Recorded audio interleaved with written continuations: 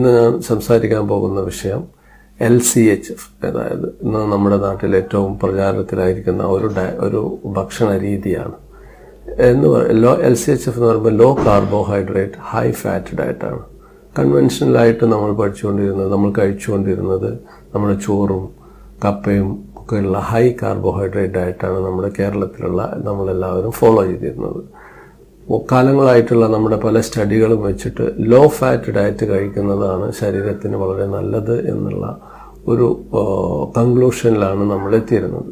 ഇതിൽ നിന്ന് വ്യത്യസ്തമായി ഈ അടുത്ത കാലത്ത് നടന്ന പല സ്റ്റഡികൾ, എറിക് എന്നുള്ള പേരുള്ള ഒരു സ്റ്റഡി, അത്തരത്തിലുള്ള 1-2 സ്റ്റഡികളുടെ ഭാഗമായിട്ട് കണ്ടെത്തിയത് എന്തായിരുന്നു വെച്ചാൽ ഹൈ കാർബോഹൈഡ്രേറ്റ് ഡയറ്റിന് എപ്പോഴും മോർബിഡിറ്റി ആൻഡ് മോർട്ടാലിറ്റി കൂടുതലാണ്. അതായത് നമ്മുടെ ശരീരത്തിന് സംഭവിക്കുന്ന അസുഖങ്ങൾ വരാനുള്ള സാധ്യത കൂടുതലാണ്. അതുപോലെ തന്നെ ഫാറ്റ് കണ്ടന്റ് വളരെ കുറച്ചാൽ, പല ഗൾട്ടറി റിക്വയർമെന്റിലും പറഞ്ഞിരുന്നത് ഫാറ്റ് വളരെ കുറച്ചെടുക്കാനാണ്.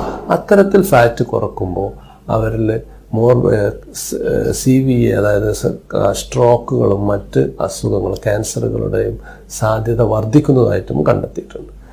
ഈ സ്റ്റഡികളുടെ ബേസിലാണ് നമ്മൾ വളരെ കുറച്ച് ഫാറ്റ് എടുക്കുക എന്നുണ്ടായിരുന്ന പഴയ ഒരു ഡയറ്ററി റെഗുലേഷനിൽ നിന്ന് മാറി കുറച്ച് കൂടുതൽ ഫാറ്റ് എടുക്കാം, അത് അൺസാച്ചുറേറ്റഡ് ഫാറ്റ് കുറച്ച് കൂടുതൽ എടുക്കാം എന്നുള്ളതിലേക്ക് വന്നത്. ഈ സ്റ്റഡികളിലൊക്കെ പറഞ്ഞു വന്നുണ്ട്, എന്താ അനിമൽ ഒറിജിൻ ആയിട്ടുള്ള ഫാറ്റാണ് നമ്മൾ യൂസ് ചെയ്യുന്നതെങ്കിൽ ഈ ബെനിഫിറ്റ് ഇല്ല. പ്ലാന്റ് ഒറിജിൻ അപൂരിത കൊഴുപ്പ് ഉപയോഗിക്കുകയാണെങ്കിലാണ് ഈ ബെനിഫിറ്റുകൾ കണ്ടെത്തിയിട്ടുള്ളത്. ഇതിനെ ബേസ് ചെയ്തുകൊണ്ടാണ് നമ്മുടെ നാട്ടിലുള്ള ഇപ്പോൾ കാണപ്പെടുന്ന LCHF, അതായത് കാർബോഹൈഡ്രേറ്റ്. നമ്മുടെ കേരളീയ ഡയറ്റിൻ്റെ ഭാഗവും കാർബോഹൈഡ്രേറ്റ് ആയാലും, ചോറായാലും ശരി, കഞ്ഞിയായാലും ശരി, കപ്പയായാലും ചേന, ചേമ്പ് എല്ലാം കാർബോഹൈഡ്രേറ്റ്. ഇതിൽ നിന്ന് മാറ്റം വരുത്തി കുറച്ച് ഓയിൽ, നമ്മുടെ വെളിച്ചെണ്ണയും ഒലിവ് ഓയിലും മുട്ടയും അത്തരത്തിലുള്ള ഫാറ്റ് കണ്ടന്റ് കുറച്ച് കൂട്ടുക. അതേ സമയത്ത് തന്നെ കാർബോഹൈഡ്രേറ്റ് കണ്ടന്റ് വളരെ കുറച്ച് 20% താഴേക്കാക്കുക.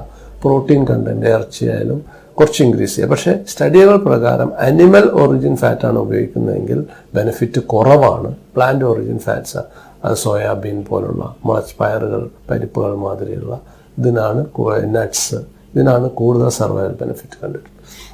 ഇത്തരം ഒരു ഡയറ്റ് ഒരു ഡയബറ്റീസ് രോഗിയെ സംബന്ധിച്ചിടത്തോളം മറ്റ് കോംപ്ലിക്കേഷൻ ഇല്ലെങ്കിൽ തീർച്ചയായും ഒരു ലോ ഇൻസുലിൻ ലെവലിലേക്ക് അവരെത്തുമ്പോൾ ഇൻസുലിൻ റെസിസ്റ്റൻസ് കുറയാനും ഷുഗർ കുറയാനും സാധ്യതയുണ്ട്.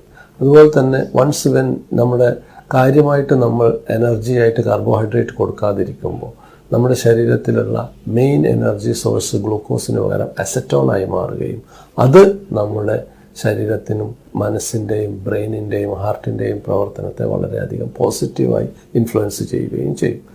ഇതോടൊപ്പം തന്നെ ശരീരത്തിൽ ഗ്ലൈക്കോജൻ്റെ അളവ് കുറയുമ്പോൾ അകത്തുള്ള വെള്ളത്തിൻ്റെ അളവ് കുറയുകയും വെയിറ്റ് റിഡക്ഷൻ സംഭവിക്കുകയും ചെയ്യും.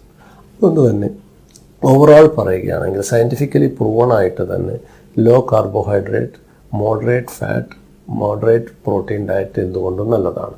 എന്നാൽ ഇത് ചെയ്യുന്നവരിൽ പൊതുവെ കൊളസ്ട്രോൾ കുറഞ്ഞു വരുന്നതായിട്ടും ഷുഗർ കുറഞ്ഞു വരുന്നതായിട്ടും മോർബിഡിറ്റി കുറയുന്നതായിട്ടും കണ്ടിട്ടുണ്ട്.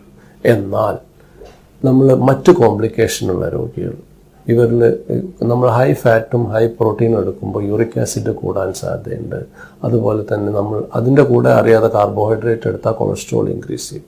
അതുകൊണ്ട് തന്നെ സ്ട്രിക്റ്റായിട്ട് LCHF ഡയറ്റ് ഒരാൾ ഫോളോ ചെയ്യുകയാണെങ്കിൽ ആവശ്യത്തിന് എക്സസൈസും ആവശ്യത്തിന് വെള്ളം കുടിക്കുകയും ഇതിന് മുമ്പ് ഒരു മെഡിക്കൽ ചെക്കപ്പ് നടത്തി നമ്മുടെ സ്റ്റൊമക്ക് ഇതിന് ഭാഗമാണോ, നമ്മുടെ കിഡ്നിയും രക്തക്കൊഴലുകളും ഇതുതരം കുഴപ്പങ്ങളുണ്ടോ എന്ന് ഒരു ശരിയായ മെഡിക്കൽ ചെക്കപ്പ് വഴി നമ്മൾ മനസ്സിലാക്കേണ്ടതാണ്. ഇതിന് ശേഷം മാത്രമേ ഇത്തരമൊരു ഡയറ്റിലേക്ക് പോകും. അതുകൊണ്ട് തന്നെ നമ്മളൊരു LCHF ഡയറ്റ് പ്ലാൻ ചെയ്യുകയാണെങ്കിൽ ഫസ്റ്റ് നിങ്ങളുടെ പ്രൈമറി ഡോക്ടറെ കണ്ട് whether I am fit for a dieting, whether I can take this, my kidney is okay, whether my uric acid level is okay to take such a diet എന്നുള്ളത് first check ചെയ്തുകൊണ്ട് ഇതിലേക്ക് പോകേണ്ടതാണ്. എന്നാൽ ഈ ഡയറ്റിലേക്ക് പോകുമ്പോൾ main പ്രോബ്ലമായി നമ്മുടെ ആളുകൾ കാണുന്നത്, ഒന്ന് അവർക്ക് കോൺസ്റ്റിപ്പേഷൻ, വയറ്റിൽ നിന്ന് പോവായിക വരും. അതുപോലെ തന്നെ കുറച്ച് ഷുഗർ തീരെ എടുക്കാത്തത് കൊണ്ട് അവർക്കൊരു ലോ കാർബോഹൈഡ്രേറ്റ് സിൻഡ്രോം എന്ന് പറയും, ഒരു പനി മാതിരി ക്ഷീണം മാതിരിയുള്ള ഒരു സിറ്റുവേഷൻ വരും. ശരീരത്തിലുള്ള സോഡിയത്തിൻ്റെ പൊട്ടാസ്യത്തിൻ്റെ അളവ് കുറയുന്നത് കൊണ്ട് അവർക്ക് ചെറിയ വീക്ക്നെസ്സുകൾ വരാൻ സാധിക്കും. എന്നാൽ കാർബോഹൈഡ്രേറ്റിന് പകരം ഹൈ എനർജി അസറ്റോൺ യൂസ് ചെയ്യുന്നതുകൊണ്ട് തന്നെ ചിലർ മോർ ആക്റ്റീവ് ആവാനും സാധിക്കും. അതുകൊണ്ട് തന്നെ നമ്മുടെ ഡയറ്റ് ആയാലും മെഡിസിൻ ആയാലും ട്രീറ്റ്മെൻ്റ് ആയാലും അത് ഇൻഡിവിജ്വലൈസ്ഡ് ആണ്. ഒരാളിൽ വന്ന മാതിരി ആയിരിക്കില്ല മറ്റൊരു. അതുകൊണ്ട് തന്നെ നിങ്ങളുടെ ഡോക്ടറെ കണ്ട് whether I can take for this diet എന്ന് ചെക്ക് ചെയ്തുകൊണ്ട് ഇതിലേക്ക് പോകാവുന്നു. ഓവറോൾ പറയുകയാണെങ്കിൽ LCHF ഡയറ്റ് എന്തുകൊണ്ടും പ്രമേഹ രോഗികളെ സംബന്ധിച്ചിടത്തോളവും ജീവിതശൈലി രോഗങ്ങളുള്ളവരെ സംബന്ധിച്ചോളം നല്ലതാണ്.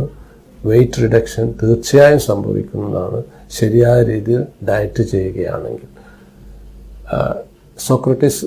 നമ്മുടെ ഹിപ്പോക്രാറ്റസ് പറഞ്ഞതുപോലെ ഒന്നും ഇൻ എക്സസ് നല്ലതല്ല. അത് ഇവൻ ഡയറ്റ് ആയാലും ശരി, എക്സസൈസ് ആയാലും ശരി, മരുന്നായാലും ശരി, ആവശ്യത്തിന് കറക്റ്റായ സമയത്ത് കറക്റ്റായ ഡോസിലെടുക്കുകയാണെങ്കിൽ ഡയറ്റും മരുന്നാവും, മരുന്ന് നമുക്ക് ഗുണപരവുമായിരിക്കും.